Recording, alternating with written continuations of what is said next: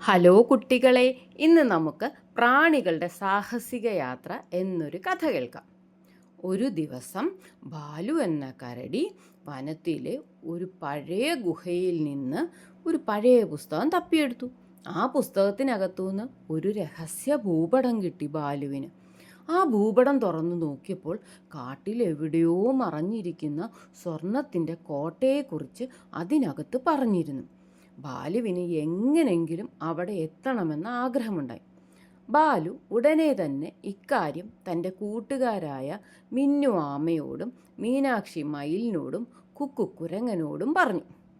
എന്തു പ്രശ്നം വന്നാലും ഇവർ 4 പേരും ഒരുമിച്ച് അതിനെ നേരിടാൻ ഇറങ്ങിപ്പുറപ്പെടാറുണ്ട്. ഇത്തവണയും അത് തന്നെ അവർ തീരുമാനിച്ചു. കാട്ടിലൂടെയുള്ള യാത്ര വളരെ ബുദ്ധിമുട്ടേറിയതായിരിക്കുമെന്ന് അവർക്കറിയാമായിരുന്നു. വഴിയിൽ വിചിത്രമായ പല ശബ്ദങ്ങളും അവർ കേട്ടു.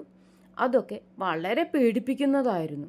കൂറ്റൻ തവളകളെയും നാഗരാജാവിൻ്റെ കാവൽക്കാരെയും അതുപോലെ തന്നെ പുലികളെയും ഒക്കെ വഴിയിൽ അവർക്ക് നേരിടേണ്ടതായി വന്നു.